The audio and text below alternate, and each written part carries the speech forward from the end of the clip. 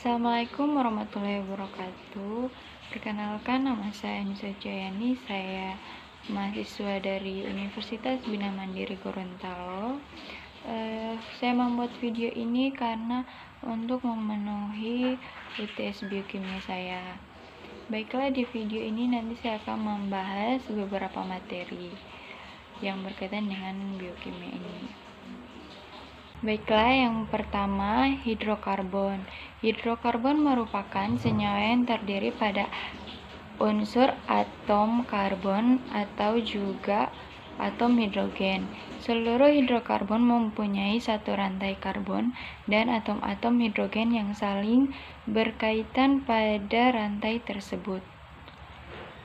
Tata nama senyawa hidrokarbon: yang pertama ada alkana, yang kedua alkena, dan yang ketiga ada alkuna.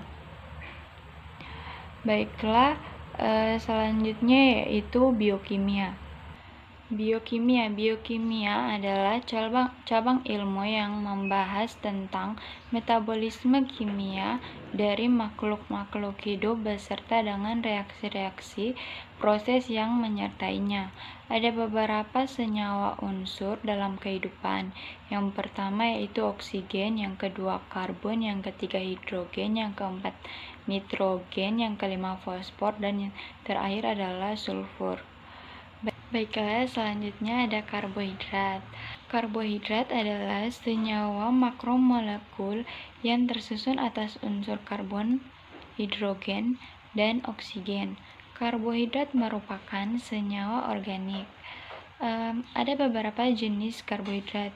Yang pertama ada monosakarida, ada polisakarida, sama ada oligosakarida. Terus berdasarkan gugus fungsi, yang pertama ada aldosa dan yang kedua ada ketosa. Selanjutnya ada lemak dan lipid. Perbedaan lemak dan lipid itu yang mendasar dari bentuk lemak dan lipid adalah jenis alkohol dari keduanya. Selanjutnya pengertian dari lemak. Lemak adalah nonpolar dari hidrofobi. Pada sel makhluk hidup, lemak berfungsi sebagai struktural, misalnya komponen membran plasma, hormon, vitamin, juga berfungsi sebagai sumber energi dan cadangan energi sel makhluk hidup. Selanjutnya ada asam amino dan protein. Asam amino itu apa sih? Asam amino itu adalah monomer atau turunan asam karboksilat yang mengandung gugus amina dan protein. Selanjutnya ada struktur asam amino. Struktur asam amino itu yang pertama mengandung gugus karboksil atau COOH. Yang kedua mengandung gugus amina yaitu NH2. Yang ketiga yaitu struktur yang mengandung gugus amina terikat pada atom C, yaitu atom C yang terikat pada gugus karboksil. Selanjutnya ada protein. Protein itu adalah polimer dari asam amino yang berikatan peptida.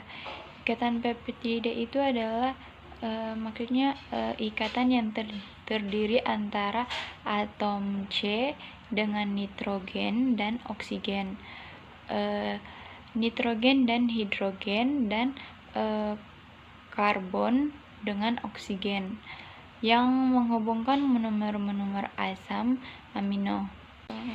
Protein juga adalah salah satu yang menyusun tubuh kita selain air. Baiklah, selanjutnya ada enzim. Enzim adalah golongan protein yang paling banyak terdapat dalam sel hidup. Berperan penting sebagai biokatalisator reaksi-reaksi biokimia dalam sel. Dalam jumlah yang kecil, enzim dapat mengatur reaksi tertentu sehingga dalam keadaan normal tidak terjadi penyimpangan hasil akhir reaksinya. Selanjutnya enzim akan kehilangan aktivitasnya akibat panas asam atau basa kuat, atau pelarut organik, atau hal yang menyebabkan terjadinya denaturasi protein.